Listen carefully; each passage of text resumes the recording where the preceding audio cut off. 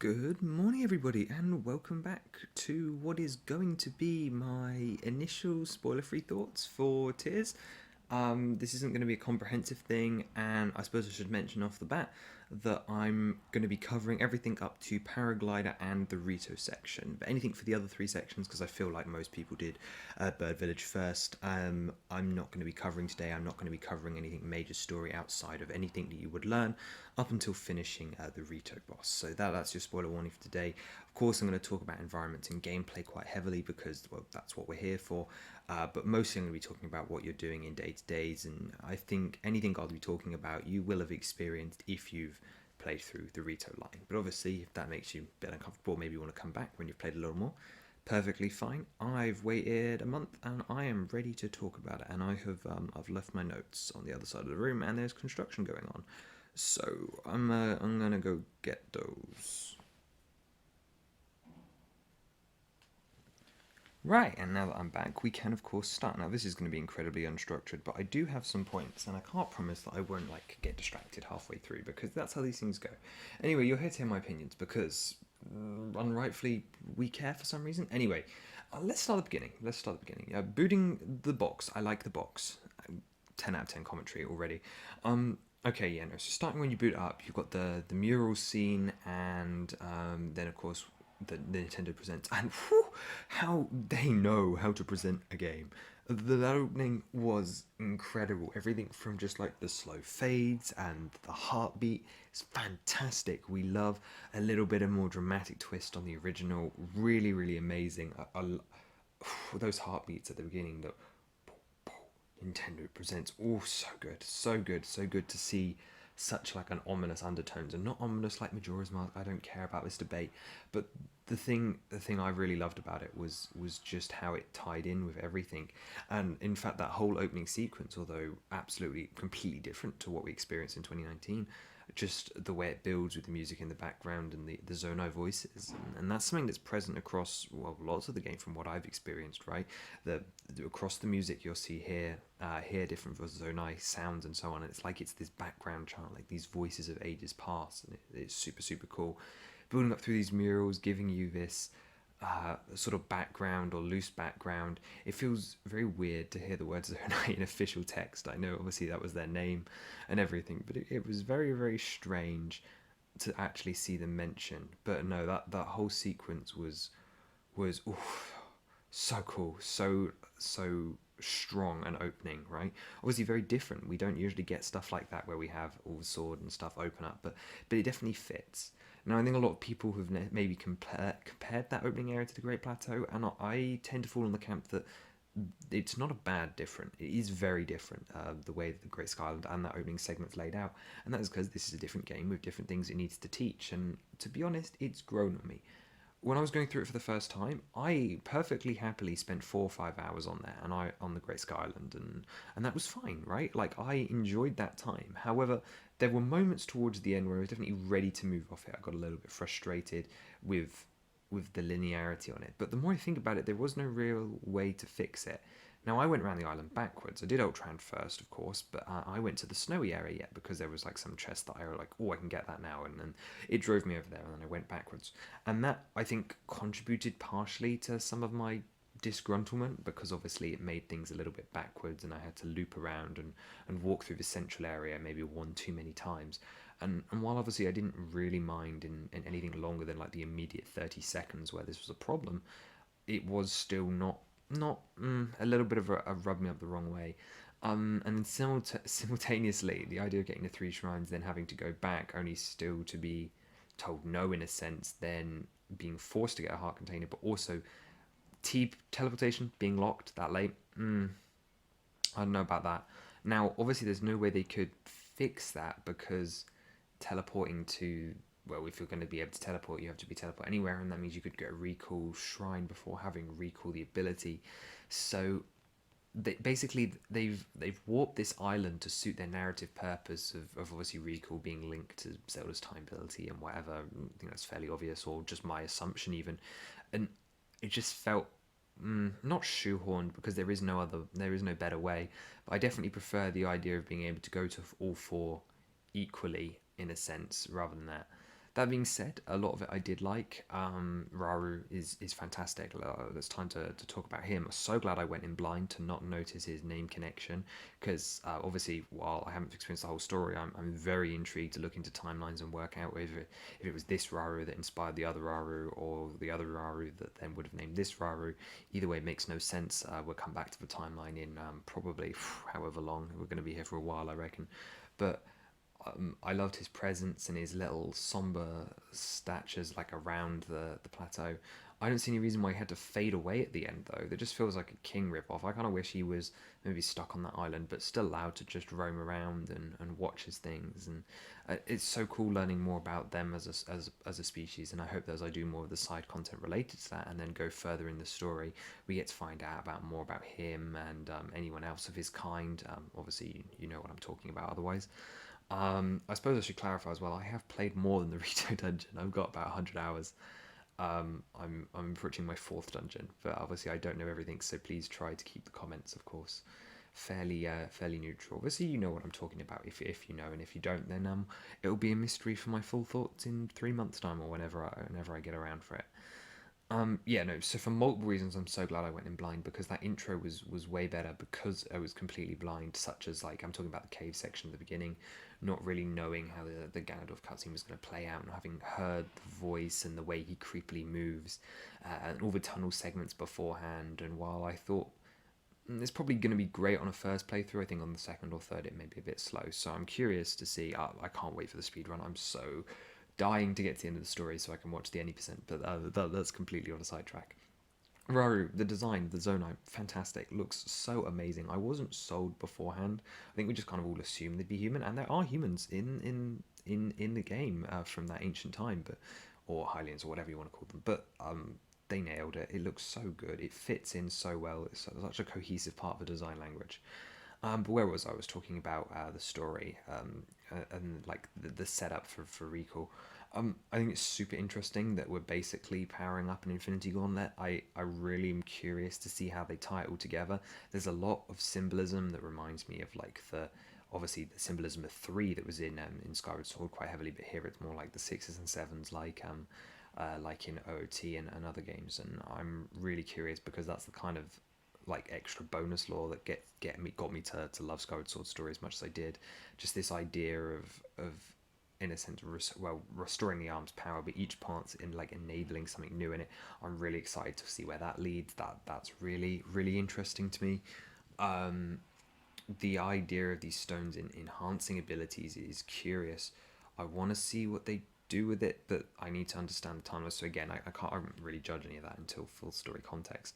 But basically, the whole plateau I found really enjoyable. The actual gameplay we'll come back to in a second, but just like the flow through was okay. They taught me everything I needed to know. Of course, you get introduced to the Koroks, and I was more than happy to explore it for 4 or 5 hours, which is not the same feeling I had on the plateau.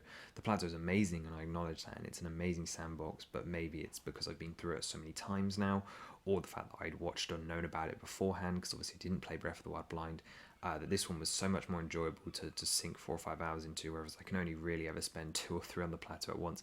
And that was the same when I visited the plateau in Tears of the Kingdom.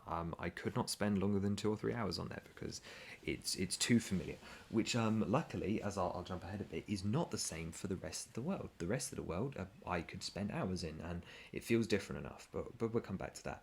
So talking about the Sky Islands aesthetic, I adored it from the beginning. It was the thing I was most excited about because obviously it was brand new, but because it was golden, and I just don't think I realised how much not only the islands but the space in between them and how sparse they are was really going to make that gameplay loop fantastic for the Sky Islands. And I think it's really well done how obviously it requires you to use a variety of your different skills to get up there, whether that be launching from a tower or using Zonai devices to get up there, or updrafts, or ascending through things and then traversing across them with the fear of falling off.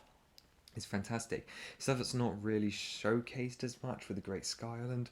I think two astounding examples are every island in Akala. All of them are either spread out quite. They're all spread out quite a way. But there's one specific chain, and obviously you climb up through that chain, and you're using a variety of different skills. But by far the best example is the lead up to the Rito in the Rising Island. Sky Chain, at least of what I've played so far. That was fantastic, but we'll come back to that when we actually talk about that and the dungeons thing. One of the other big aspects, of course, for the Great Sky Island was the abilities. Now, obviously, we knew all about the abilities because I'd watched the Aonuma showcase. There's a part of me that wishes I'd not, just because it would have been so fun to experiment with. But to be honest, I'm still getting that because there is still so much I don't fully understand about how they work and all these little things, which I'm sure I can optimize. I'm really only just starting to get the hang of it for four-wheeled vehicles. I've got a couple of tastes of, ooh, that works, or I like that, or that has potential. And there's certain Zonai parts that I haven't really been able to experiment with. Or there's solutions that I'm looking back on now, and I'm just like, well, that was dumb, wasn't it? Or like that would have been really, really useful to know. Um, I do want to talk about, so getting into this, there are a couple of aspects of the main Breath of the Wild game, in a sense, that were carried over here, and I've mixed feelings on it. I think the similarity between the openings was guaranteed, right? You needed a tutorial area that was open and taught you what you needed. So the idea of the Great Sky Island basically being a Breath of the Wild, a Great Plateau clone, was fine to me. However, there were other bits where I'm like, did we really need to carry this over so much in name? So calling them shrines, did we have to call them shrines? Could they have been named something different? Now, I am so pleased that they look different. They look amazing, and I had no problem with the Breath of the Wild interiors. I think this style is fantastic. I'm gonna loop back around because I want to keep going on my other point, or else I'm gonna really get finished. But why did we call them shrines? Why couldn't they have been called even just something else? Like off the top of my head, I want to call them prisms or paragons or something. Basically, they're places where like the evil monsters have been trapped by Rauru in back in the ancient times to make things peace. So they basically are light prisons. So why couldn't we call them like prisms of evil, or like prisms of self-reflection, or basically shrine but in another word? Because to me they weren't shrines. When we saw them in the trailers, I really didn't think shrines were going to be in the game. I really didn't. I'm really glad they are though, because they're fantastic. But more on them in a second. Secondly, Light of Blessings, really, they're round. Could we not have changed the shape to make them not just look like a Spirit Orb clone? I do just feel like they're a Spirit Orb clone, and it upsets me because it doesn't feel part of the same universe. It feels like a gameplay device, right? It's breaking my suspension of disbelief that I'm willing to have for gameplay elements because it just feels like a clone. Why am I supposed to believe that everything's orb shaped in this universe? Why is it that the reward is the same? I feel like this would have been the opportunity to re-include heart pieces or some sort of literal vial, or do it in reverse. Maybe instead of them being light of blessings, maybe it was a container, and when you got four containers, you were able to like extract the gloom from you, restoring a heart instead of giving you a new one. Now I know that's technically what you're doing, right? All hearts is purging the gloom from the body, which is a fantastic concept, but I would have just loved to visualize it in a different way, so it felt like a new mechanic rather than just, oh yeah, there's another 100 odd orbs shoved underground and these things are going to do the same thing. I like the synergy between the ideas, but personally I would have liked it to be different. For I'm not talking about timeline. This has nothing to do with the timeline. This is just localized lore between Breath of the Wild and Tears of the Kingdom, two things that have been marketed as a direct sequel. It should not be a cheap copy clone mechanic. It should at least be like a different method or different shape, or something that doesn't literally just look like a yellow spirit orb. That really does stick out to me, because it just felt like, oh man, it really is just DLC. And I never believed that, and I never want to say it because it's not true at all, but it's how it feels, and that's not good. Um, One thing I do love specifically though about the shrines is the portally entrance. That's really really cool. I love the green thing, and of course the blessing shrines. Whew, look gorgeous. When I saw one of those, I was expecting that we might get a little bit of theming. So I love the base design. I think it's a really neutral palette. I think it's wonderful and clean, and I really like the aesthetic. But what I was hoping for was that not even like massive theming, but like if you were say in Eldin, that maybe the walls would have like a red tint, or the Goron Zonai patterns, because all of the regions have various Zonai styled architectures. I thought at least the four localized areas might have shrines that have a little bit of theming, right? Nothing major, just palette swaps, and you wouldn't have to change a thing, or maybe add some trees for the Farron one. Not even as major as stuff that we saw in Second Wind and other places, but just a little bit of theming just to set some of them apart from each other. But that being said, at this point I've done over 100 shrines. I know there's a couple more still to do, but I'm not bored. None of them feel samey. I feel like I'm going into something fresh each time. The variety massively improved. The test of strength being replaced with the proving grounds is such a fantastic change, and the proving grounds are some of the most unique and entertaining, complicated puzzles, and what I love about them is the flow. So the abilities themselves are linked together really well, and again, we'll come back to these when we actually talk about the abilities. Some of my favorite parts of this gameplay loop, and when I'm in a proving shrine, I don't feel stuck in my ways in a sense of how I approach things.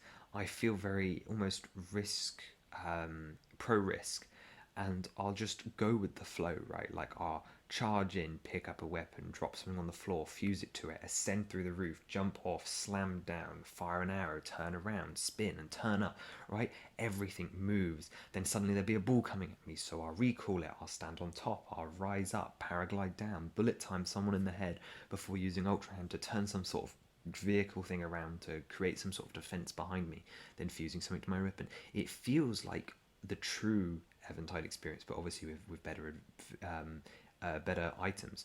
They don't feel stealthy to me. They feel powerful. It's a chance for me to at least pretend like I'm anywhere near as good as like the combat experts from Breath of the Wild. But instead of it being a button combo thing, it feels like I'm in touch, like I'm in flow with these different abilities without me.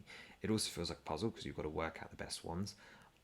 And obviously get to certain things. And I love that there's multiple scenarios. So there was one with basically battle bots where you just sent out the homing carts to go do their thing. And I kind of wish I haven't had time to really experiment with the homing carts. I want to have fun with them because they look like a whale of a time, and I'm excited by that. But obviously that requires other things like battery, which we'll get into later if I remember, of course. So basically, yeah, shrine design is really cool. I wish they weren't called shrines. I wish the spirit orbs weren't called shrines. I wish that our guide around the Great Plateau or Great Sky Island wasn't Rauru, although I do believe that the story beats are mixed up enough to make a difference. Now, I do have a problem with the small segment afterwards. Once you're finished, you get recall, the sky portal opens, Rauru says goodbye, and then you're sort of prompted to go towards Lookout Landing. Now, it's great that you have the choice, and I do believe they were right to not give you the paraglider before you jump off, right? So you can do the jump into Hyrule Kingdom into the water. But there should have been some sort of cutscene play to at least tell you where to get it, um, or construct, or Raru even beforehand says, I sensed that there was someone worried about you over there, right? Just like the Seek Impa thing, but just something that suggests to you this might be how I get the paraglider, because I've heard many stories of people that don't know how to get it, and it's really cool, but it does lock you.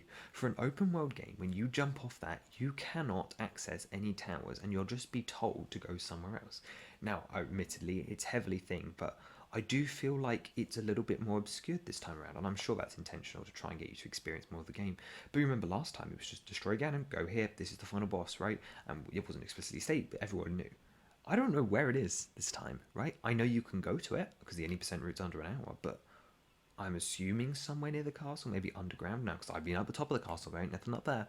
Um, and it just feels weird. It feels weird that it's not hidden, but like just kind of not present in a way. I feel like it just should be a marker, or if it is the marker, such as Disturbances, Hyrule Castle, or one of the other main quests, why isn't it said in the quest description? We know there is someone down here, go here, and there you will find final encounter, even if it's just so you could experience it and get wrecked, really. Quite honestly, I think that needs to be a little bit more guided. But beyond that, I don't really have any problems with this section. Just a couple of minor things, more from a design standpoint. Now, I want to talk about a couple of English techniques when it comes to early stories and payoffs and stuff. So there's three things I want to touch on. The first one being Chekhov's guns. This story lays a lot of Chekhov guns early on, and I'm yet to see if all of them are revealed, or at least I believe them to be Chekhov's guns. So for those of you unfamiliar, the concept of Chekhov's gun is that in a book or a movie, if you see a gun on the table and the camera focuses on it, or the writer like acknowledges it for a long period of time, it's most likely that that gun on the wall will then be used at a later date. In a sense to shoot someone, and it's kind of like, well, we're going to come back to that, that's important, and that is done. There are a couple of dialogue drops where it's like, you said a thing, It's not in red text, but I'm pretty sure if I use my knowledge of English and how narratives work, yeah, that is gonna come back and be important later. And one of them I was right about, and it was cool. Now, Chekhov's guns are great because they make the reader feel smart. However, you want them to feel like relative, like as in like yes, I can see that that is within reason, right? You don't want whatever your twist is to be a left field thing, but you also don't want it to be super obvious. I would argue that this one is a is nice and subtle to begin with, but as you progress through, specifically I'm referring to the memory quest, as you progress through, the last two memories or so make it way too obvious. And I know at that point it's supposed to be a realization to make you go and find the last one in a sense, and then obviously actually see it happen. But I personally felt like it was just too obvious for me, and now I'd prefer it to be a little more hidden, a little more subtle, something I could go back to a little bit later. And to be honest, that describes my whole experience with Tears of the Kingdom story. Now, moment to moment, I love it. I enjoy all of the interactions. Every character feels like they're in a logical place from the first to the sequel, and that feels fantastic to see them all in natural progression. It makes you feel much more attached to them. It makes everything feel a lot more wholesome because you're like, oh, I helped you, and now look at you. There's a couple of really random examples, like when you're going to find Hawes up at Hyrule Castle to search Princess Zelda right after you come off the island. I believe it's just like Torrin is just there, and he is like the random NPC that gave you 100 rupees to go find the Great Fairy in the first game at Tamantha Stable, and he's just like, oh yeah, working for the guards now, or the Monster Control crew, and that's really cool. I like that. That's fun. Um, and obviously, that's a detail you wouldn't pick up on if you hadn't played Breath of the Wild. And that is what is great about a direct sequel. They are fantastic in this way. It's those little things, stuff that maybe even isn't intentional, but it's great additions and makes little fun references. And there are plenty of those. There are lots of them, whether it be that you can find the tapestry from Breath of the Wild somewhere. That's really, really cool. And I stumbled across that without the side quest as well, which is fun. Um, or being specific NPCs, or just even dialogue referencing like older games or specific like character developments, such as Tracy being one of my favourites, just being the reporter on the rumour mill back in Breath of the Wild, and now owns an entire newspaper, which is a fantastic addition. I was a little dubious on first, but is great. Although I've got to mention it. Where is Cass? Which brings me to my second story English point that I want to talk about, which is payoff. Now, the concept of payoff means that the reward or reveal needs to be suitable for the amount of effort put in. And from a gameplay perspective, all of the rewards are paid off. Now, I know a lot of people had problems with rewards such as Hestu's Gift from Breath of the Wild, and while I'm not saying whether those are in this game or not, I have to acknowledge that every quest has a payoff, whether that be rupees or materials or something more special like a key item or armor. And I think gameplay wise, payoffs are handled really well, right? They know that not everyone's going to do an 100% run, so payoff is managed accordingly, and therefore, unfortunately, the 100% rewards are never going to be quite what you'd hoped them for, and that's fine. Now, there are some certain narrative quests that promise certain mysteries solved, and we'll come back to the concept of mystery. I know we're coming back to a lot, but this isn't exactly a short review. And there are these points in a sense where there are certain side quests that promise reveals, and I wouldn't always argue that the narrative reveal is always as much of a payoff as you want. For a game where in a sense your main mission is find Princess Zelda, and there are all these side quests which build towards this and provide information or sightings. I think specifically the pen quest line is a great use of this, or the Wordsworth Stone Tablet line, which is great for Zonai info, and obviously the memory quest as well. I would argue that there are some dodgy ones. Now, we'll use the pen quest as an example. I'm not going to talk about what the actual reward is, but I would argue that it is worth finishing them to hear. However, what you hear is not of substance. You're excited that when you finish the quest, you see that someone hints towards this piece of dialogue that you might be able to find. But when you find it, it's very nothing. It's not even like a hint towards something or so on. It's not disappointing. It just isn't equal payoff for the work and connections I put in and the theories you start to find in your mind. Right? You hear bits of dialogue. You start wondering about connections. You start noticing things in the world, and then when you finally find out the answer, it's either a non-answer, i.e., they haven't thought of one because it wasn't important to them, or it's not the full picture, or the full picture is nowhere near exciting. And obviously, half of this is managing your expectations, but quite often the answer is as exciting. It's just hidden. And I think this comes across with those stable pen quests, as I mentioned, because each one of them is sort of like a mystery where Zod was involved, and you get to find out a little bit more about what she was doing. However, some of them are so something or nothing in a sense, or aren't related at all, and just completely random people, that it doesn't start to chip away at this mystery. For a side adventure called Princess Zelda's Sightings, I expected more of it to build in. Breath of the Wild's story was entirely told through the side quest environment and optional dialogue. So why is a major side adventure, not a side quest, a side adventure, one step below a main quest, this optional but chunky thing built up of 13 odd side quests? Why is that not how is that not like linked? Why is there not more of a reveal about what's going on, even if it resulted in like an optional encounter, or Tracy getting a breakthrough or something? Why is there not something that aids towards the main quest, right? Because I would argue that if you follow the main quest, and you got all the memories, you have a general idea what's going on, but they could definitely have added some extra, not even a twist in, but an extra clue to the secret, right, that rewards a player for doing them before you progress the main story to the point where you find out what's actually going on with her, or what's going on, right? Some sort of middle ground, something that links in with the main story, because all of these things are happening at once, and the individual payoff is fine, right? The rubies and rewards and the armor set's well worth it, but I just felt like the narrative payoff for a side adventure that almost titillates like it's going to be important to the main quest, which I would love if it was, it just wasn't there, and that was curious to me. So I feel like the payoff is sometimes unequal. I had a similar feeling with some of the geoglyphs. I think the pacing's fantastic for most of them. However, I felt like the beginnings and ends sort of just loop on themselves. Like the first two memories are pretty much redundant. They say the same thing. They don't really add anything. They're useful for obviously narrative purposes, but they don't really feel like much is happening, which makes you want to go on for more. And then I feel like the last two also loop as well. Although that being said, I haven't found them all. I've only done the geoglyph line, and I'm still missing 3 or 4 of them. So we'll have to see what I think when I view all 18 in a row. Now, about the presence of memories, is fantastic. I really enjoyed them. I think the geoglyph is a nice mix-up.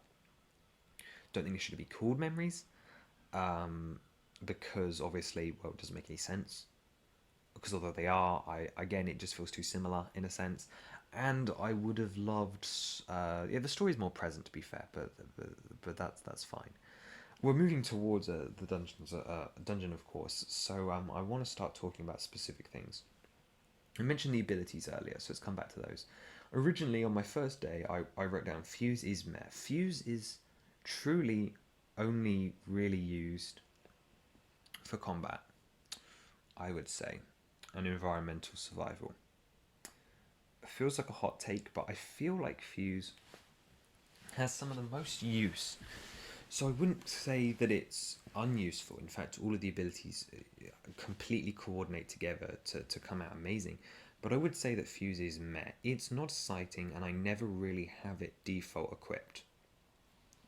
I don't feel like I can interact with the world in as many ways with Fuse as the other abilities. And I think this is purely personal preference, because obviously you use it for weapons and shields and a couple of other minor uses. But to me, it truly is just the I'm going to forge my weapons together.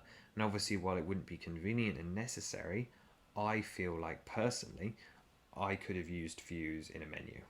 As in, Fuse could have just been a I'm going to go to a blacksmith shop and forge my monster parts on. And obviously, everyone would have hated that because it would have meant you had to keep returning to blacksmith shop or an anvil or whatever every single time you want to do it, similar to how you have to have a cooking pot for cooking. It would be unrealistic. And obviously, it does fit with the others, so it does make for an interesting mechanic. But given that the bow fusing, you don't even have to have fuse turned on to attach things to your arrows, it just sort of feels weird. But I understand White's ability. It's definitely very, very cool, and it fits so well with the others. Next up, Ultra Hand. This one is the truly limitless one. Some of the creations are incredible. All of the sub uses for puzzles or even just side quests have been incredible.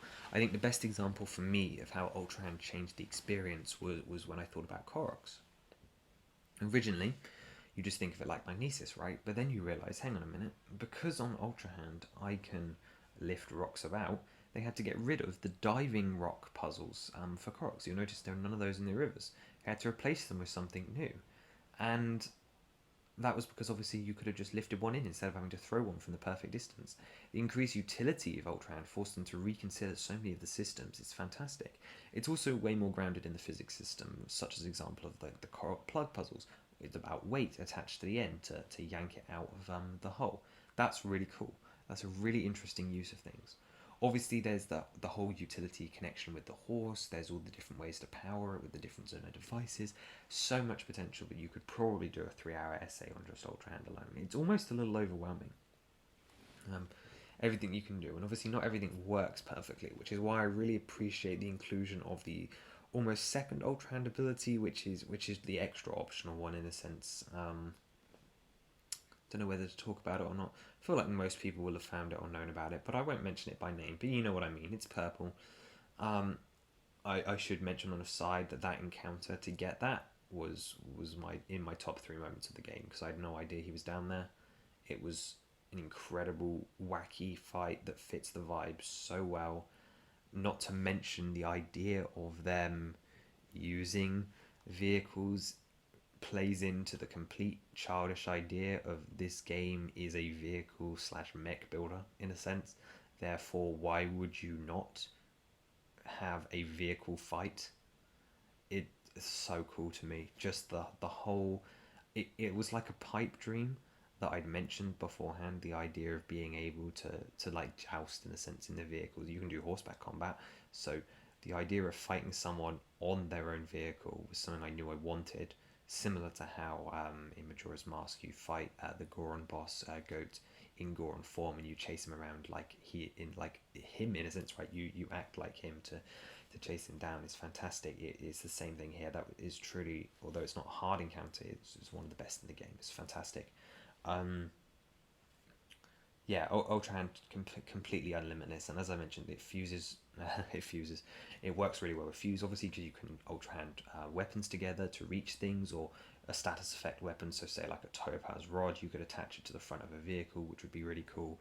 Obviously, Ultra Hands. My favorite Ultra Hand utilities are outside of the shrines, or in the side quests where you're grabbing different things together and you're bringing them over, or you have to construct a shelter over something, or a board to block something from view is fantastic. But Ultra Hand's best moments definitely come from the shrines and the dungeons to a lesser extent. Now, there is one shrine that I spent 40 minutes on, and I don't regret it at all. It was the most fun I've had with Ultra Hand. It's one of my other top 3 moments in the game, and that just comes from playing around and trying to find something that overcomes the physics system, and not trying to cheese it, but trying to do something. And hopefully, I've got a clip on the screen. I've tried to put a couple of different clips throughout this one, but I didn't want to spoil too much. So hopefully you've got what you've got. Now, it it's so cool, in fact, that I'd say it's the thing that's captured the original feeling best for me, right? Exploring all the different options, using it to puzzle solve, using it to drag Koroks around, build vehicles. I've had fun flying, I've had fun on the sand, I've had fun on the rivers, I've had fun on cars. And whenever I see a quest that's asking me to like either do an escort or something, and it's a new thing that I haven't quite tried, it's very, very exciting, and I get very excited by it every time. Now, in some places, can be a little tedious in a sense, I'd say, when building the same thing or making minor adjustments. But as I said, that's where the purple thing comes in and sort of fixes that problem. It's like that they knew that it was a thing, so that's great. Ascend it's probably my second favorite. Let's say that. I like Ascend because it completely changes the way I think about puzzles, and I think Ascend is the reason why Breath of the Wild is going to be so hard to get back to, because I was one of those people that would always try to like climb things and then couldn't get over overhangs because they were like too vertical or something, and it just gives me so many options. Right now, when I'm analyzing a cliff face, I'm looking for places I can ascend through or places I can rest and climb, right?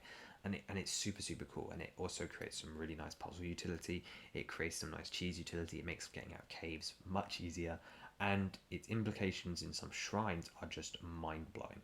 Like the idea of having to like create things to go through, and then ascend up above or ascend quickly, and it creates some good cheese options. You're seeing another clip on your screen, which is a fantastic one that I discovered.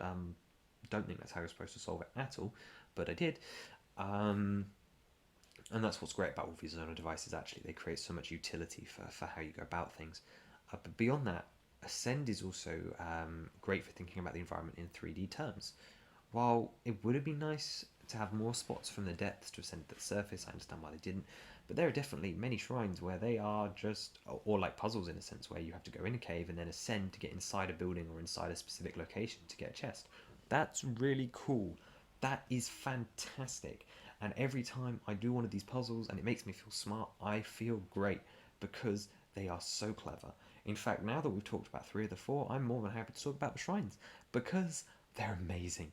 Every one of them is unique. Now, there are two types of shrines that people have had problems with, and well, there's one type of shrine that people have had problems with. There's one that some people don't like, but to be honest, if you have a problem with the Proving Ground shrines, it's pretty much a skill issue. Come back later, because there's so many fun ones. Like the drive-by one is so amazing. um, yeah, so there's one type of shrine that people don't like, but we'll come back to that in a second. I really do love them. Everyone is special. These improve upon them in every way. There's no duds. There's only one dud in the entire game, and there's more of them. And yet each one presents a unique take that does a unique thing or mimics a real world object, such as like a water wheel or a fan, or does even more unique and complicated puzzles, such as like teaching with mirrors or flying with boats. There's so much versatility between the four abilities and the 20 zone eye things that they've come up with so many ideas, and it's fantastic. All of the Shine Quest ones feel earned. I wish they weren't all the stupid green text ones. However, I do love all of like the recall missions. Specifically, the sky crystals are amazing. Although it's great to see some of them on the ground as well. I also appreciate how most of them you can either feel like they've been buried in these caves since before the upheaval, or they've fallen from the sky. I appreciate that because it's one less nitpick to have with like the continuity between games in a sense. Um, they're incredible. They truly are. They feel like nothing every time. It doesn't matter how long you spend anything. They feel so good to do, every single one of them, and it's a testament that I've gone through 100 of them and I still feel this way. There's what I've pretty got less than 50 left now.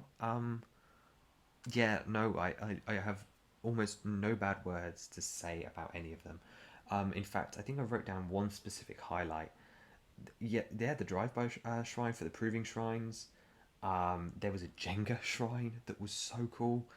Um, so much love was put into them, and that's so clear. They had so many ideas. If they put more in a DLC pack, I'd do them all. They're incredible.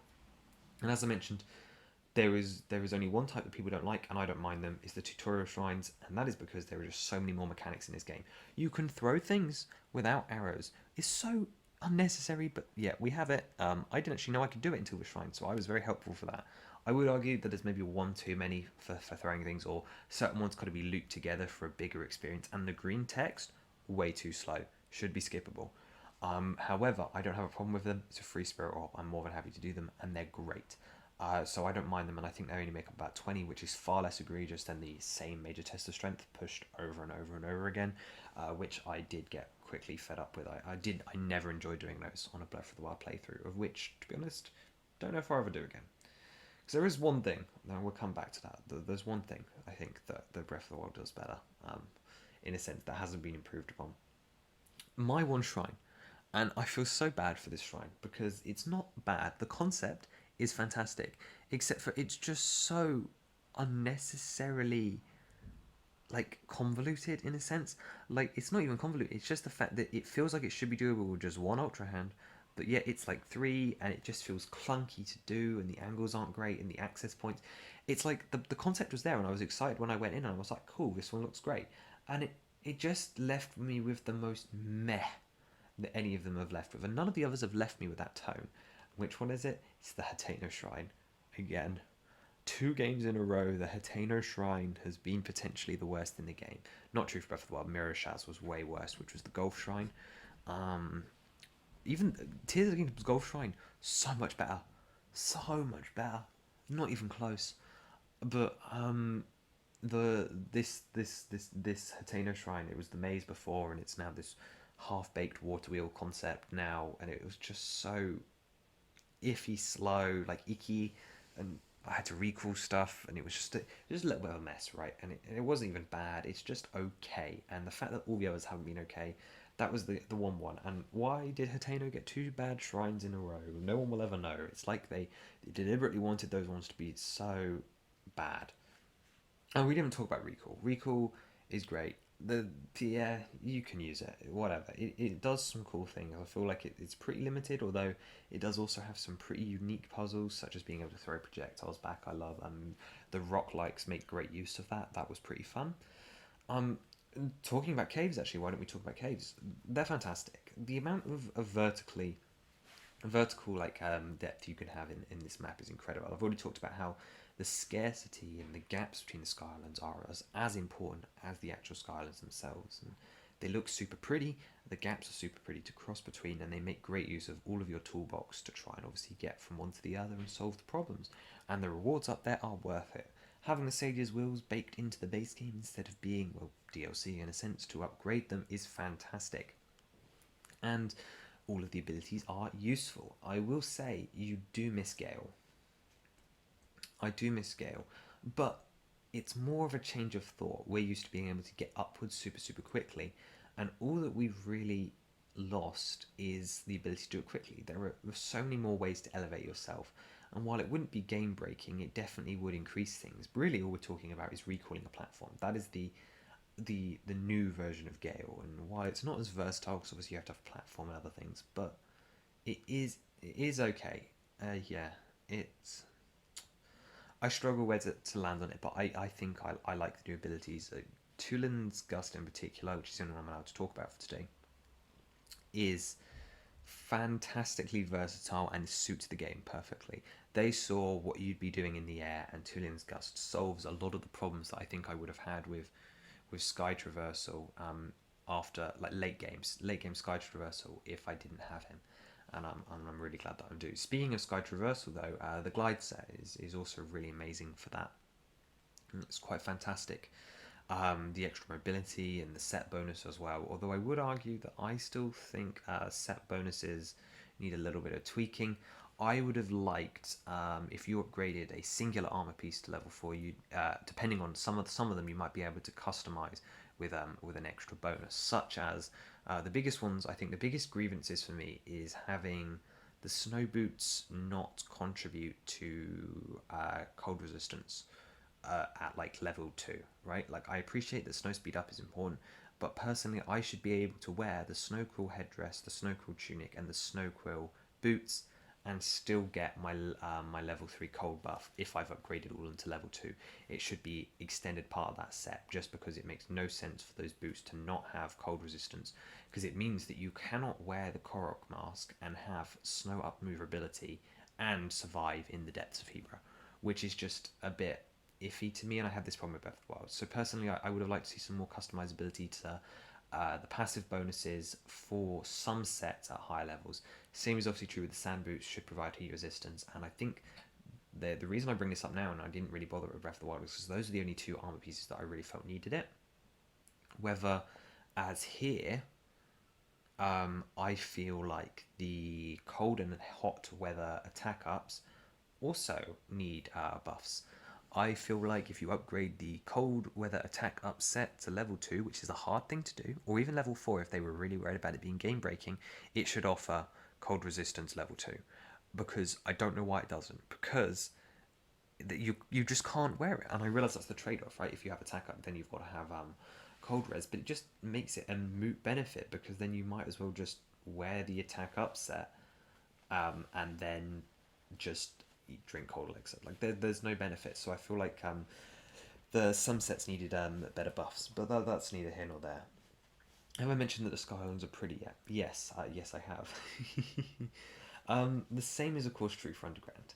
The caves are a fantastic addition. I love how well hidden they are. I was shocked by how many of them there are, and I like that each one has a direct set of completion. It'd be easy to wander around and wonder if you've missed a cave, or if you could ascend through to a ceiling or somewhere else, or whether there was a shrine in them, because there's obviously not a shrine in all of them, because it's like over 100 caves. The idea of having the bubble gems is fantastic, not to mention the frogs is great, although I do wonder why they chose the Satorias. I know they're magical creatures, but the Satori was special because it was linked to Awata. So why is Awata being like more widespread? I don't quite get it. I'm sure there's some sort of spiritual reason, but I would have personally, to me, from my Western perspective, it just seems not even disrespectful, but just slightly disrespectful to like just make it not special in a sense. I would have been fine with just keeping Satori as the thing that shows you the caves, but then I suppose you need the thematic link. One thing I do love though is Kilton and his brother Colton. Colton is a fantastic addition and the perfect side piece for Kilton. It's great that Kilton's moved on and he has a particularly own thing which I won't talk about here, which has so much meme potential and so much fun to play around with. I've got something I'm going to try out literally this afternoon with it that I'm hoping is gonna look fantastic. I'm curious to see how that progresses. Um, yeah, and I love Coden's whole deal. The idea he wants to become. It reminds me of like the Betrow quest, and all the other quest lines we've had, like the bugs and so on. It's so Zelda. It's so quintessentially Zelda, which makes him love him anymore. And I can't wait to see what I'm sure is going to be some really goofy cutscene when I get them all. And I'm really hoping that this is an example of good payoff, that we get to see some sort of cutscene where Colton achieves his dreams in some scenario. I'd love. I'm really hoping the payoff's good because I'm sold. I'm doing all right. I'm gonna do all the caves for him. He deserves it. But I really hope the payoff's there for it, which is fantastic. Caves themselves, nice bit of variety, fun to explore. Some of them provide different challenges. They have the theming that I wanted shrines to have, which is really cool. Definitely makes up for there being less lava, of course, in Death Mountain as well. And it just fits so well because there were almost caves in Breath of the Wild in a sense, like they were almost ready, but then here they are in their full forms. They work really well with like surface connection and ascend, and obviously with puzzles as well. I'm thinking specifically the Giza crater one is fantastic because obviously it's a very thin veil between the surface and that, and it links to a shrine crystal. And obviously you've got to work between them, and it's created a nice diverse variety of life as well. Obviously you can find various enemies and stuff down there, but one of the bigger things you'll find down there, of course, is the Horriblins and the Likes. Now, I'm gonna rant on this before, and obviously anyone that already knows, I've talked about this at length before, is about the enemy names. Horriblins were a great surprise. They look fantastic, but personally, they should have just been called Blins.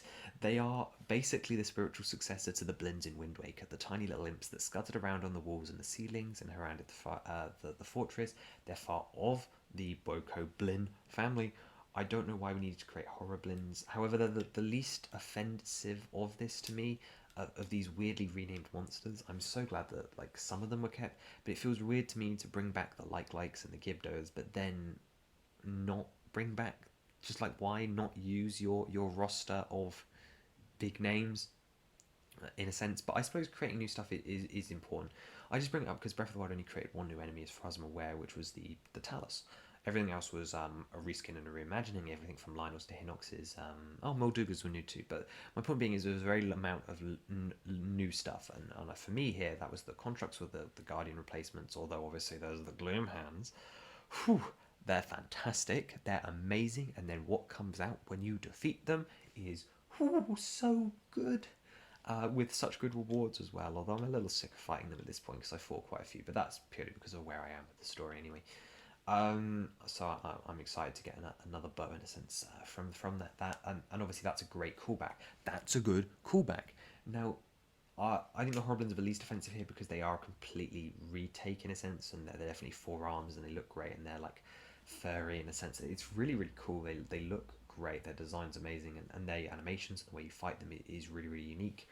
I feel like the likes are a little on the slow side, specifically the elemental ones, and I suppose that's part of it, right? You've got to dodge the elemental attacks before you get an opening, but sometimes I just feel like I'm waiting around a little bit and it starts to drag, but not enough to be a problem, and I like all the variants, right? The fact that we've got likes, fire-like, flame-like, is it fire-like, ice-like, shock-like, and then rock-like.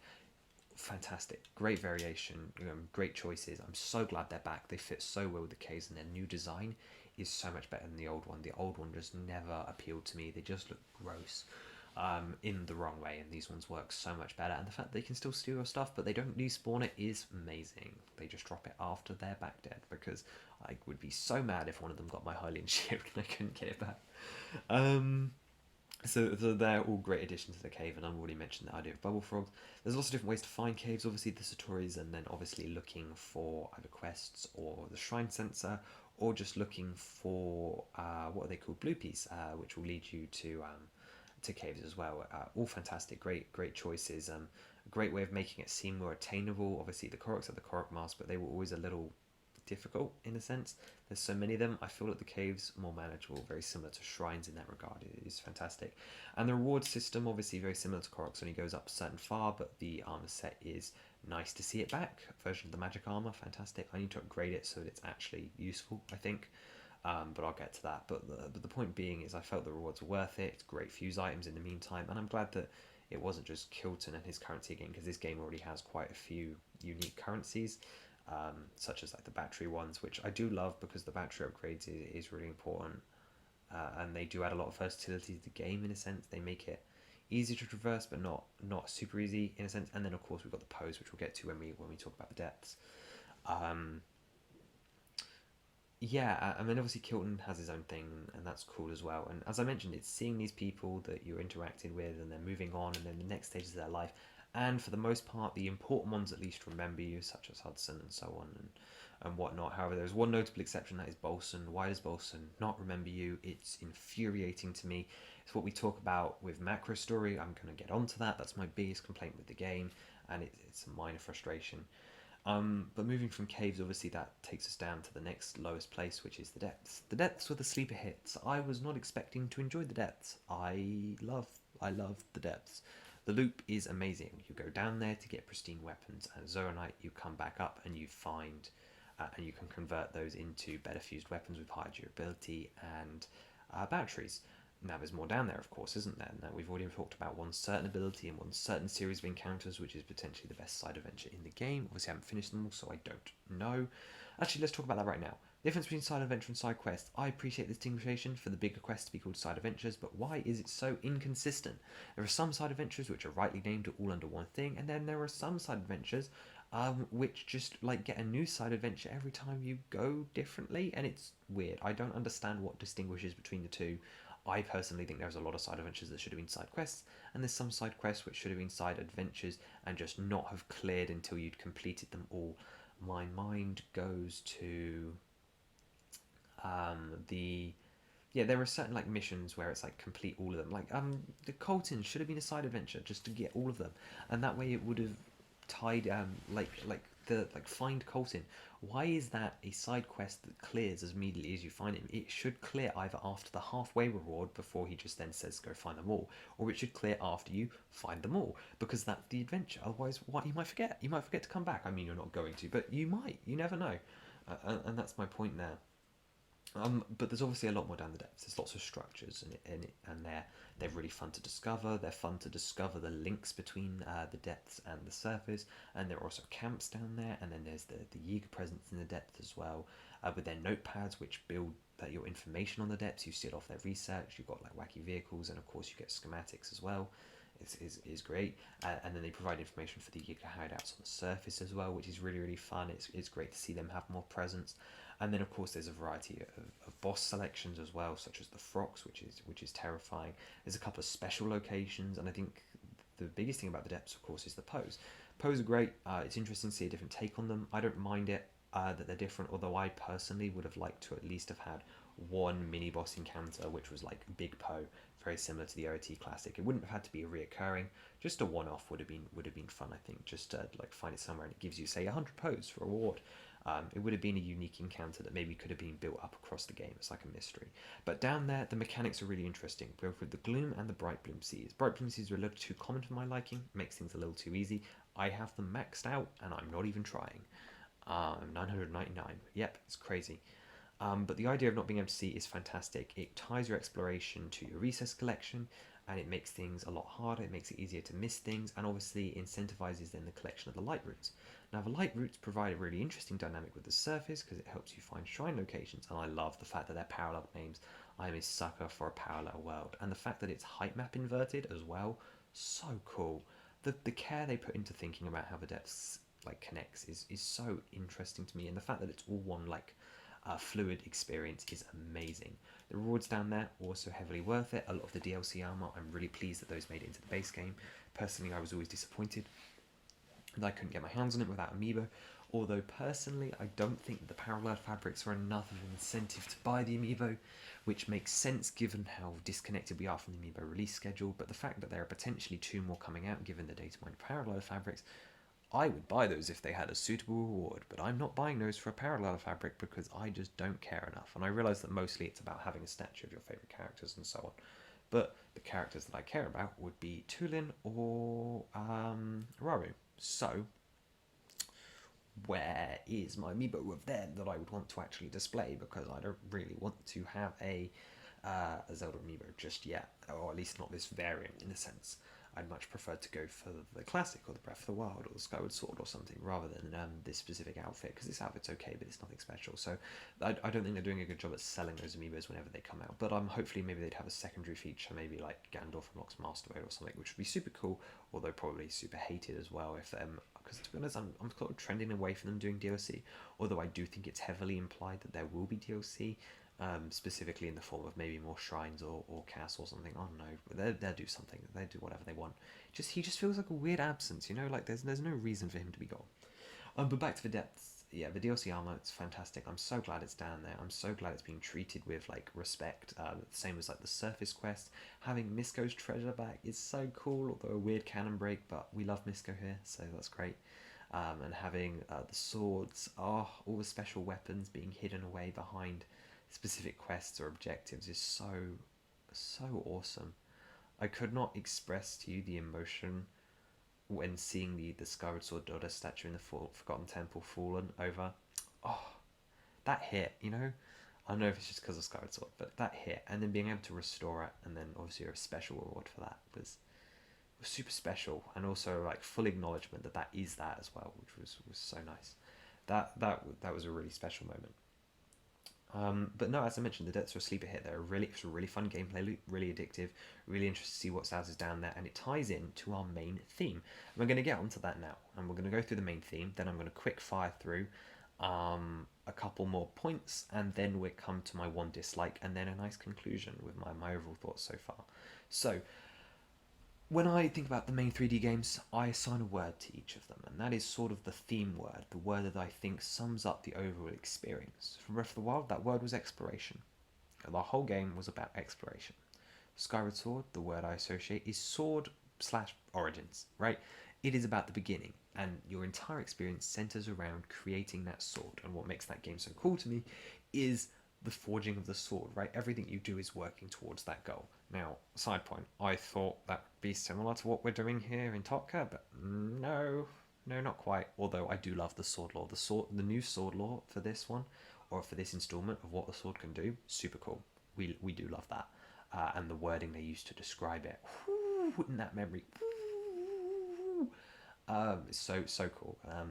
But I was kind of hoping for more SS connections or just more timeline connections. Anyway, that's part of my big problem. Yeah, what was I talking about? I've forgotten. I was talking about something important. It was one of the big things. It was the game. No, the story. No, the dungeon. I haven't even talked about the dungeon yet. That's crazy to me. I was talking about the depths. I was talking about DLC. Where was I? Oh no. How did I get onto the sword? Oh, the theme words, right, of course. Breath of the Wild's exploration, Skyward Sword is origins, Twilight Princess is grand. It was going for scale, right? That was what TP was all about, right? It was about making a grand adventure. TP, grand. Ocarina of Time, adventure. Majora's Mask was time. And I've forgotten Wind Waker's, but the point being is that they all have keywords that associate what they're trying to do. And when it was coming time to decide on what I think Topka's keyword is, the word I settled on was mystery. And mystery is such a key part of Topka's identity. That's on the box, for one. Unravel the mystery, work out the truth, right? Work out what's going on. Every quest and everything builds towards working out the bigger picture.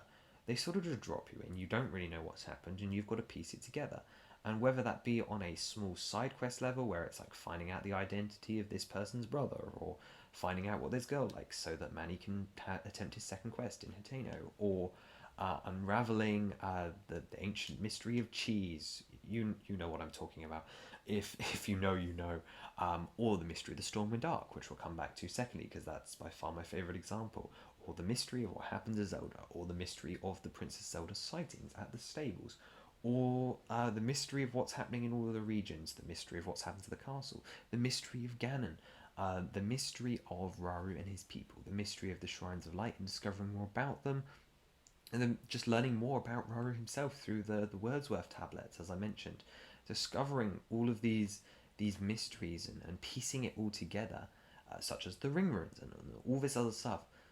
Mystery is the word. What they were going for was for you to unravel things, and this links back to my idea of payoff. Everything you do is like putting clues together to form a bigger picture. So I was disappointed to find that the bigger picture wasn't always present, although I'm sure it is. Well, Breath of the Wild story was told like through side quests and dialogues, and it was perfect for me. It was exactly how I wanted a story to be told in that game. Tears of the Kingdoms is split up across these various mysteries that we've got to solve. We've got to work out what's going on. What happened to the missing farm tools? Let's go down the river and find out. What was Rauru like? Let's piece together based off these ancient manuscripts. Now, there were hints at this in Breath of the Wild through various journals and so on, but this takes it to a whole new level, and it's a really cool concept for those of us that want to dive deep into the micro lore. Now, I should clarify now. So, when I'm talking about the lore and the story, I think that there's three levels. You've got the micro story, which is how the story specifically relates to Tears of the Kingdom in a bubble, isolated, no connections. There's the story, which was what I believe is the story, and that is how it works with Breath of the Wild, and Breath of the Wild's established canon, and that is the story that matters to me. And then there's the macro story, which is how it connects to the timeline. And personally, I think the macro style, at least from what I've experienced so far, and I've obviously got to watch all the videos explaining why it's not, I think that they've really bodged the macro. However, can we really blame them? The timeline was never their idea. So, at this point, Breath of the Wild and Tokka are not in the timeline. From my opinion, this is a new timeline, a new branch. I'll work it out later down the line, but I'm not happy with the treatment of the macro timeline here. I'm also, to an extent, not happy with the timeline, how it relates with Breath of the Wild. I think a lot of disservice has been done to Breath of the Wild. There are a couple of amazing little nods and details and references, and then yet the champions from Breath of the Wild, who were basically Avenger-level heroes in this universe, have pretty much been sidelined and are barely mentioned by name. The Shrine of Resurrection has been kept and has been left as a nostalgia point, but any mention of ancient tech has been stripped from the whole world. Why, oh why, are there no wreckage of the divine beasts in the depths? Why is there no mention of why they were scrapped? Why is there no mention of the Puripad coming from the Sheikah Slate and how they got there? What I would have killed for more story connections, more mysteries that link together what happened, right? Or just piecing together through environmental storytelling what their actions were in the 4 or 5 years since the calamity. Why does no one in Hateno mention it? Why does no one talk about the idea of, obviously Zelda stole the house? Where does Link live? What has he been doing for 6 years? Has he been sleeping on the floor somewhere? Because he clearly doesn't live in the Hateno house. So I just have weird questions, and it's a weird disconnect, because on a micro level, I love everything about this story. Every little interaction with the characters is so special. The way they link to their stories from previous games, like individually, is perfectly done. It's just how the whole world links to its story from Breath of the Wild is weird. Bolson was going to retire. Why was Bolson then charged with the restoration project, attaching a world to Zelda's house and then sent off to Lurelin and doesn't remember Link? It doesn't make any sense.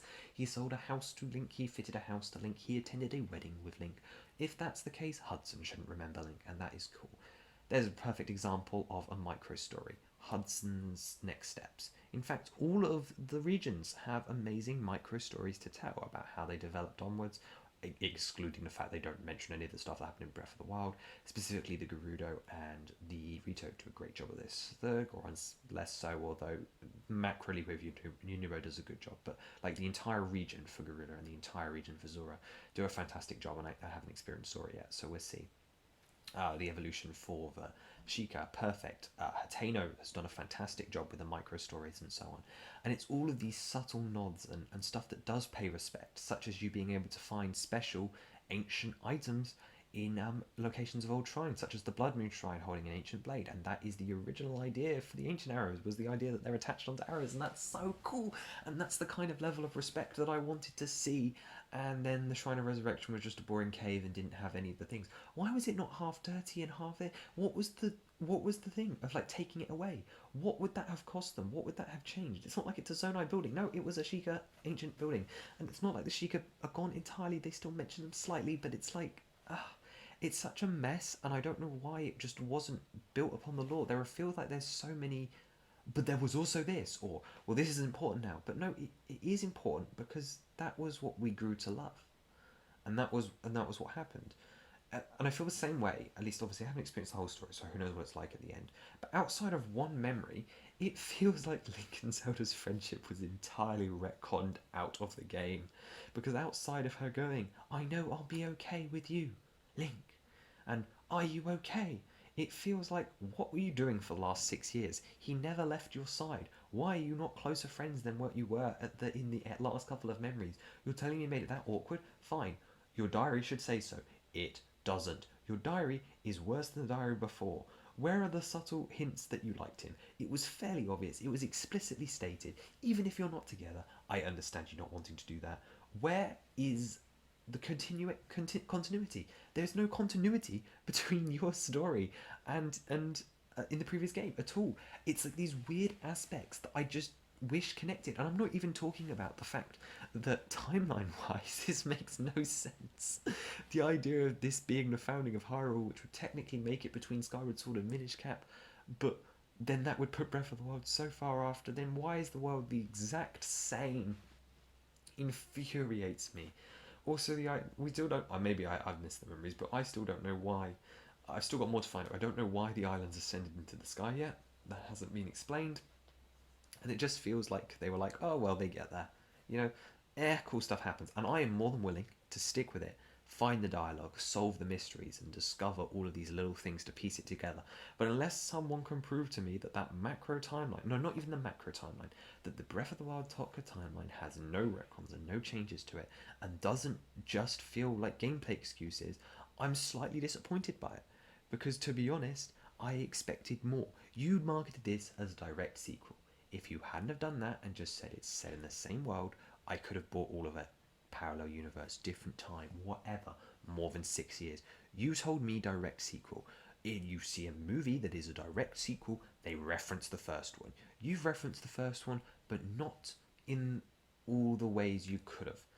There are, as I said, there are some outstanding examples, some of my favourite in the entire game, that make it just so amazing to look at. Stuff just like Tulin being there, right, and it not being tethered is so cool.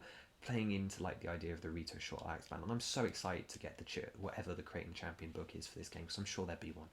I'm super excited to see it because I'm sure there'll be some amazing concept art as well as some behind the scenes info about development. Will be so fascinating to read and listen to, but it just feels so disconnected, and it's such a shame because it's a direct sequel. And one last example I want to bring up is the disrespect done to Akala Citadel. There is a cave in Akala Citadel. You can go inside Akala Citadel. Why? Why is the cave not themed? Why is the cave not castle passageways? You have all of the textures. You could go and look at AOC. You have models in there. I know it. Why is it just... I don't even mind the fact that it's an enemy camp. Just why is it not an enemy camp that's stonework? It's still a cave. It just doesn't have to look like one. It infuriates me to no end. Anyway, I was talking about the idea of mysteries, and now you understand my biggest flaw with the game is that I feel like mysteries is 75%, and then the last 25% could be more mysteries and be even more mysterious, and then just isn't. I love the concept of the game being about mysteries and unraveling the truth. What a fantastic idea to include in a game where everything's already optional. It's a great evolution of the story concepts from Breath of the Wild, although I do still feel like they just got a little bit scared by Breath of the Wild's like receptions of the story where people just couldn't be bothered to go out of their way. Because I loved Breath of the Wild story, and this is the aspect, right? I've been talking about it for 10 minutes now, but the idea is what I think about Breath of the Wild, and the reason I will still go back to Breath of the Wild is not for the gameplay at all, because I feel like the gameplay's going to really suck now. It's for the story, because I love not only what story was told, the idea of the timeline we lost, and there were these champions and they went down. It's super up my alley. This like a post-apocalyptic style we lose story. I love Infinity War. I love Dead Man's Chest. Right. I love these middle movies and trilogy where we lose. So good. So good. And then AOC was the nice fan service. But Tokyo isn't that story, so it was never going to be as up my alley, and we're yet to see because I haven't done the story, so I'm not going to judge the story yet. But Breath of the Wild story was designed for me to love in a very specific way, a unique way, something different to Skyward Sword. Skyward Sword's story is the grand epic adventure I always wanted. Tokyo, somewhere in the middle. We don't know it. I can't judge it.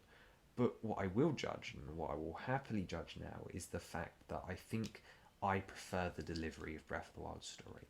I love the mysteries and uncovering the extra lore this way, similar to the Zora monuments, obviously from Breath of the Wild, but obviously through multiple side quests. I feel like they learned from that and people's response to that, and that's what they use as their evolution point for the Tokka side stuff.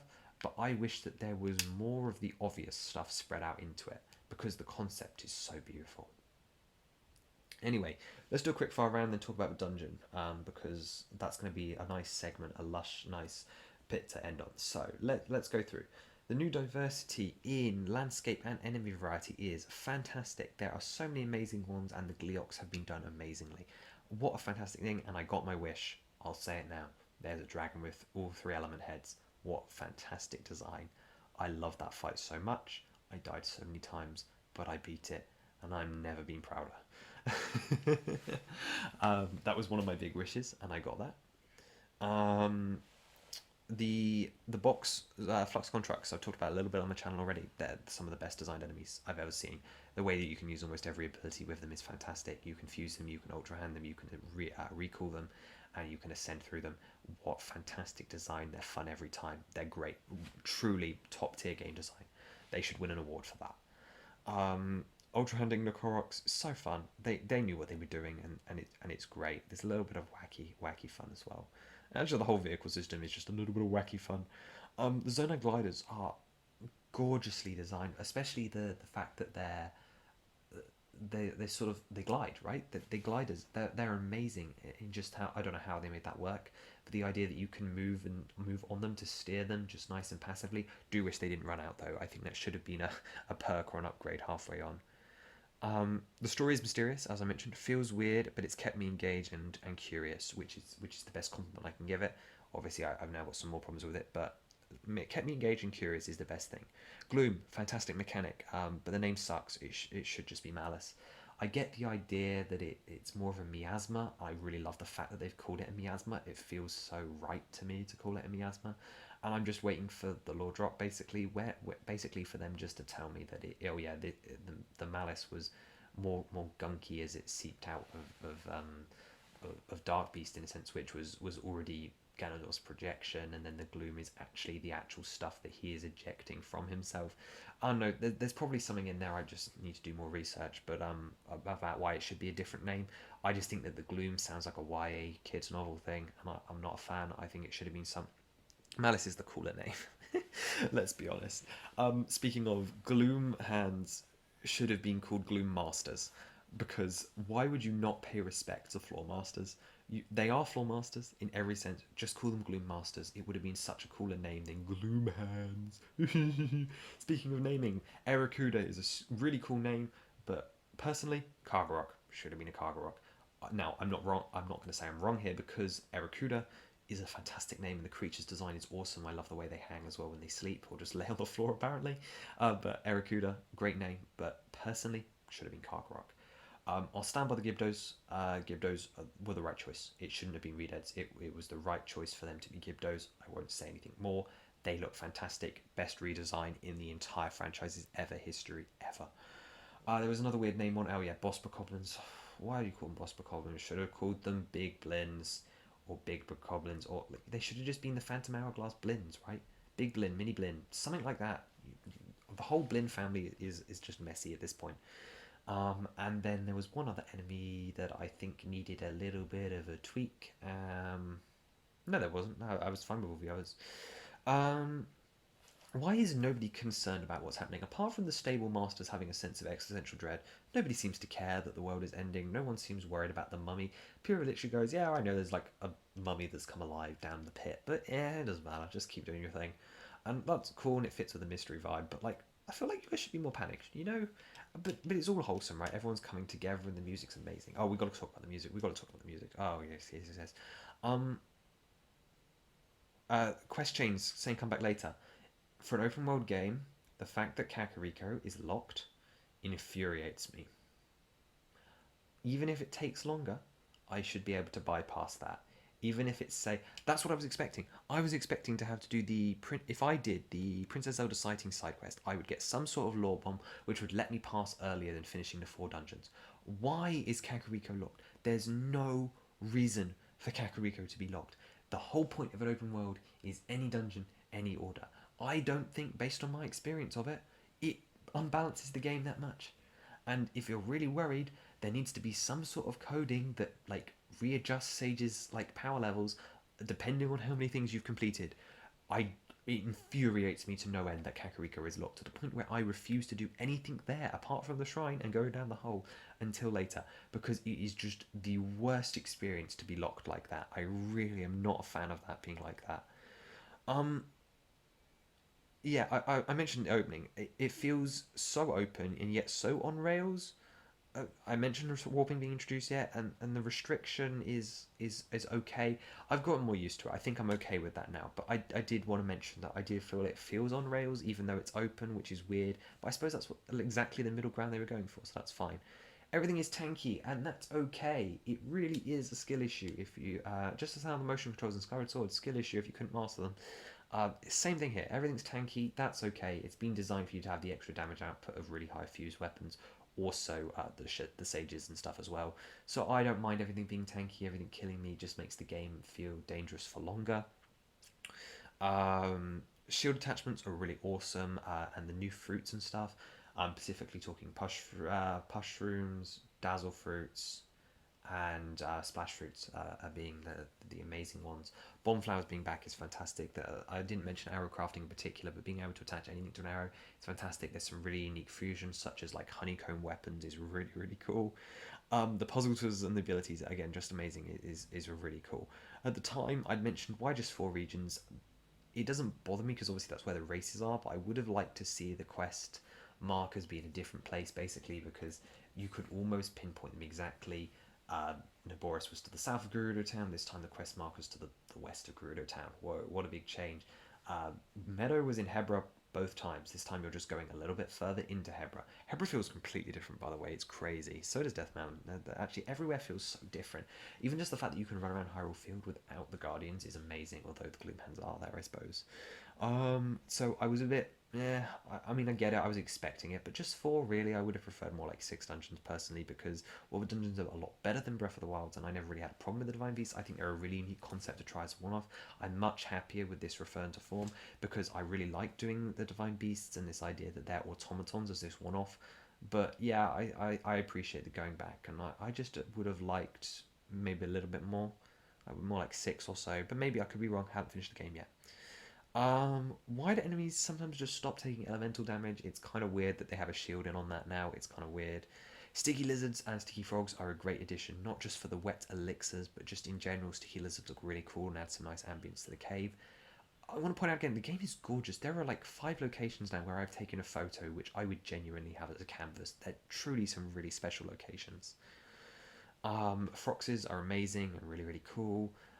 Likes are really interesting, and there's lots of new mechanics, so many to even list off that I can't imagine the length of some retrospects that we're going to get.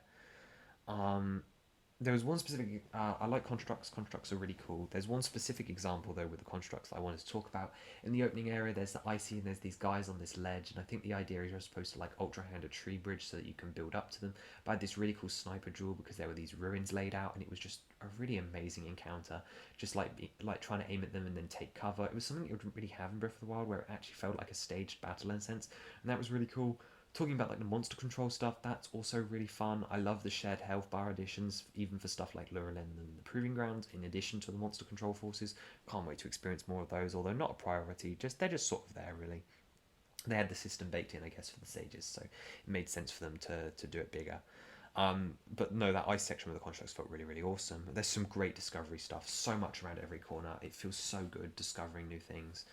Uh, and so much to love. I will say the house building system this time around feels half baked. I wish to be able to add external accessories, and I think the biggest improvement would be for every room to start off having no walls, and then it to add walls in if you leave the room open in a sense, and then the only options you would have would be the porch module, or if you deliberately try to like leave something open. But personally, I think it's too restrictive, as well as the colours and the exterior looking bad, and also no roof. Also, 15 is not enough because it's just not enough. It should have been more like 20 or 25. I wish you could upgrade it. Um, the new recipe introduction, I mentioned cheese, the pizzas. Oh, you know I love the recipes, fish pie being my favourite. The fact that we have a recipe book now, I am by far the most invested in filling that book out than anything in the game. I am so pumped on just sitting down and trying to remember the recipes without looking up a guide. I really want the complete book. I think it's such a cool idea to have them, and it allows for the autofill option as well. Um, yeah, no, I'm in love with the recipe book. So cool. I'm really excited to see the other new dishes as well. Um, yeah, yeah. What fantastic stuff. The recipe book as well. I love that. Okay, this is going to bring us on to our last thing. I want to talk a little bit about the Rito quest, Chulin of Rito Village. So, you go into Rito Village and you start the Lucky Clover Gazette, and they teach you a couple of new mechanics with the Hylian Pine Cones, which is a great addition, by the way. You go up to Rito Village, and this new theme plays. Let's take a quick detour. No, actually, we'll come back. We'll do music last. But the new Rito Village theme is gorgeous. This eerie version of the Breath of the Wild one. It really makes you feel something walking into these towns and these places that you spent a lot of time in and seeing them completely change. Less so with Hateno and Karak because they haven't really changed for the worse, but the four towns that are under the phenomena, it hits different. Now I know why they did them in the same towns, because seeing Rito Village all snowy and seeing the other troubles in the other areas is amazing. It feels so good. And as you go up the village, you see that just no adults, right? You just got all these kids everywhere. Everyone's missing, and one of them singing this song.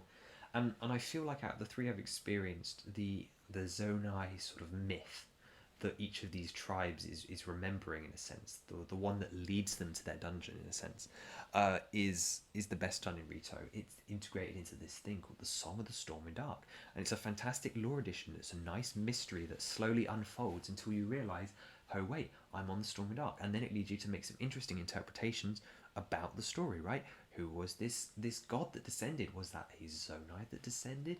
How does that link in with the champion of old? How does that link in with Roro? And that is how they well do a mystery. Now, as you go through the quest, you learn more about the Storm and Dark as well, and just more about whether it's true or not. And it's really atmospheric, and it's really nice to have this sort of grounded experience of the dungeon, whereas the others, which still feel like grounded in dungeons, but each one handles it slightly differently. And personally, I think that specifically the Goron one does not integrate it very well. Like one NPC mentions, like two NPCs mention that they're looking for this thing, and it's like, whoa, it was a thing, and it's like, oh, it was a thing. This whole thing was a nursery rhyme. It had a story attached. It had a purpose. It was linked. It felt thematically appropriate. Anyway, then you get to go see Teba, who's a leader now, and you wonder about Canelli, and you think he's dead now. He's fine. He's off the flight range, but the point being is he's alive.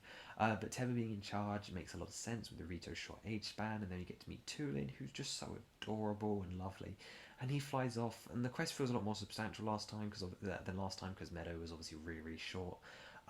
So they have you trek over a lot of Hebrew, which obviously feels very different because of the way the map's built up, but also the ruins on the floor, and also the new structures such as the ladders and the caves. So it does feel very different. I recognise the Lone Cedar Tree from the White Birdie quest, shrine quest, where there's a shrine in the bird's belly. But to me, it was more just about like following their lines, and it was all very different. And Hebra felt great. It doesn't usually feel like great. I'm glad that they made us go more into it this time, in a sense, rather than before. And you meet various people, and then you can actually read the Song of the Stormwind arc on the table, and you see the full context of the fairy tale, and you start to wonder, what is this linked to? Anyway, you go through some caves, you find some food, you get to Tulin up on Talented Peak, and you get his power, which is an interesting reveal. The vertical gut, the horizontal gust, great power, as I already mentioned. You fight some enemies together, nice and simple. You get to see that the sages do combat, and then Tulin is finally given permission to go up into the storm, and then begins the ascent. One, the Riza ruins look super cool, and seeing the construct camp at the big gaped out hole of Heber Peak is really, really cool. I love that. Then you go right to the top, and then you can literally use Tulin's Gust to get across the first platform, and then start the climb.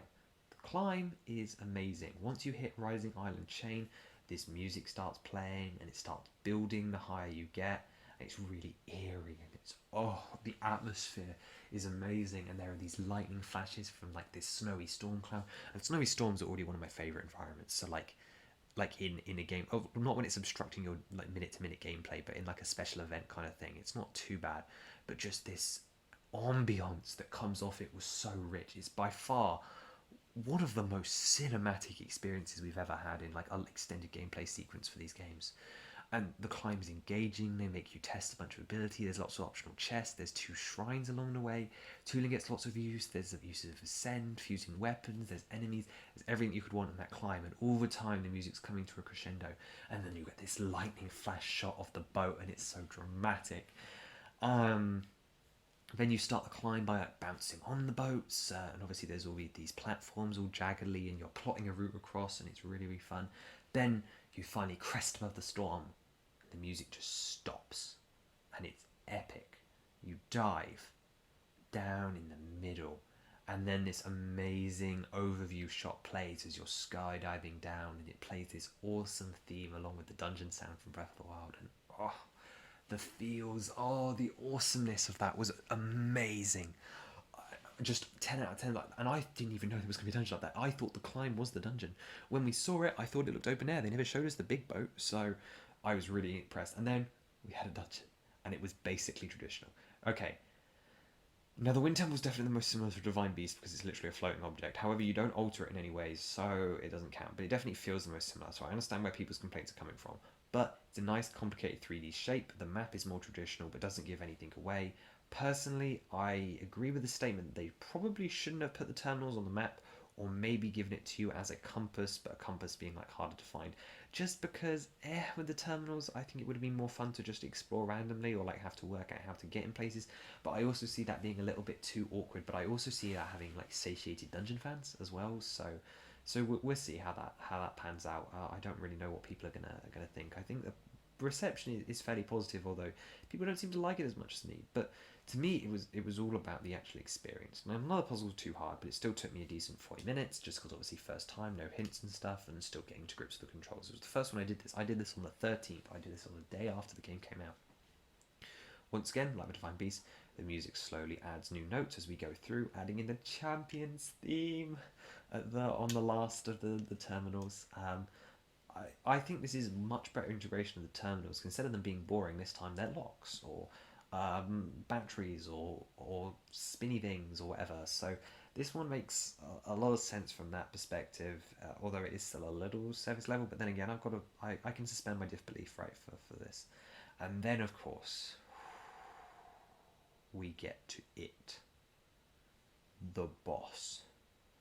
Ho ho ho ho. Whew. Whew, whew. There's a lot to love.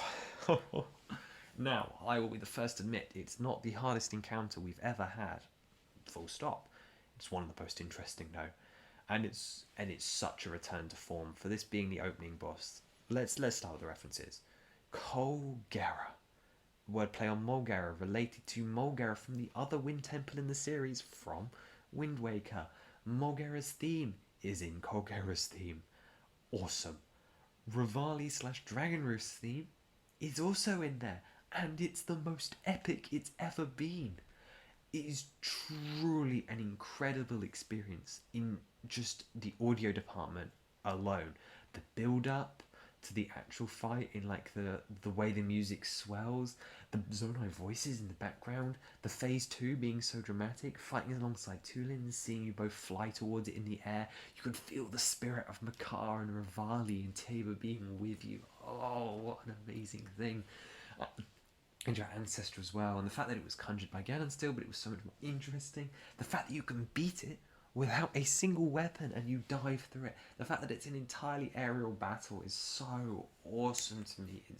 It makes so much good use of the mechanics, and it's so incredible. It was harder than the other two. I'll admit it. Admittedly, I did this one first, so I was a little underprepared maybe. But this one was harder than the other two bosses for me. I sort of tanked my way through the Goron. I don't think I took a single bit of damage, and the Gerudo one, I barely survived, but I made it through. But obviously by third, you're starting to be different. But that was a special encounter. That is my top moment from this game.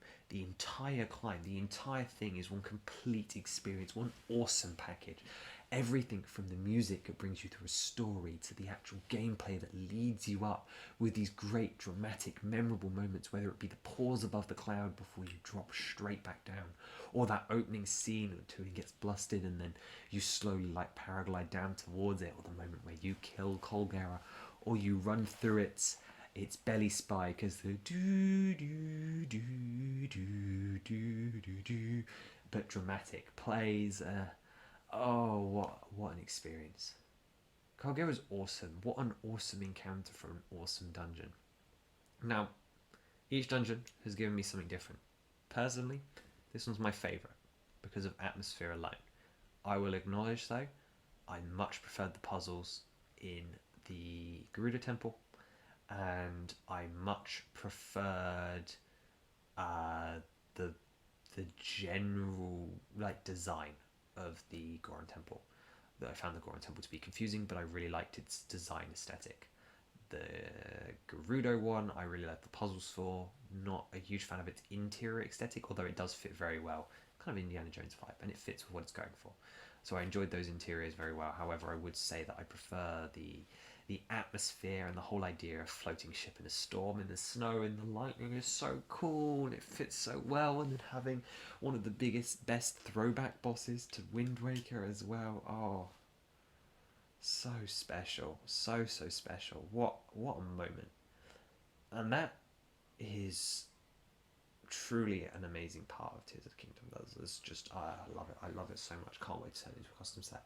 Can't wait to replay it single-handedly. One day into starting the game, I already wanted to go back and replay it. What an impressive feat to have achieved in your game. Yeah, wow. No, I could talk about that music for hours. Quickly then, let's just sideline some other music tracks. The remix for the boss that you fight, well, the mini boss you fight to get the purple ability. What a nice remix. Love the electronic funk. Fits really nicely. Really a big fan there. The Sage's theme for post boss for both Tulin and Yunobo, specifically Yunobo, is fantastic.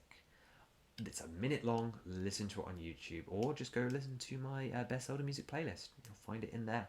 What what a great little minute uplifting tune that mixes in all the themes, and it's really heroic. And as I mentioned, Tulin's just so cute. He's like, Clink, that's amazing. And I'm like, oh, he's so like bouncy and fluffy. And it's so cool.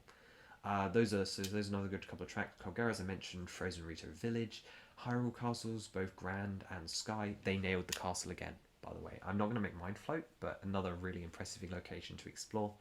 I really love the new map. It's so much better than the old one, if still being a little awkward.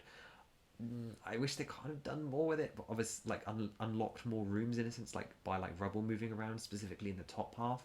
Would have liked to see some like maybe like open like floor gaming, so like you go into the library and like parts of the floor are missing, so you've got to sort of climb over gaps or something, or risk falling down into the chasm. That would have been really cool because it would have just showed it as a bit more like dynamic. But both the Hyrule Castle Ground and Sky tracks have merits themselves. The minor keys being used for Hyrule Castle Ground is fantastic. Obviously, the main theme is great. Obviously, I haven't experienced them all as well yet. I'm sure there'll be something from the Zora. Nothing really from Gerudo stood out. However, there's one other track which I think goes under the radar, which is Raro's theme when you meet him for the first time. Not something you can actually find on YouTube because they all have Raro's Farewell. But specifically when you meet Rauru for the first time, he plays these three chords, and the third one is a minor chord, and it's one of the best minor chords I've heard in a long time. I just love the somber nature that it portrays. It makes you so many questions. I love that one note, and that is what makes the music in this series special. But Colgera is the standout. It is truly something amazing. And that's going to do it. I've covered everything. Let me know if there was anything I missed or you want my comments on in the comments. I have not. I've covered. I've played more of the game than I've talked about today. But please do not spoil the Zora section. For me, I've experienced pretty much everything else apart from obviously what happens at the end of the regional phenomena quest, and then of course the final boss segment, which I'm greatly looking forward to. Although I've decided that I will not be doing it until after all shrines. So I've got some more exploring to do. So I'm going to jump straight back into the world of Hyrule and go mess around with Kilton. So have a wonderful rest of your day. Let me know your thoughts. Hope you're enjoying the game, and I will see you very soon for another video. Bye bye.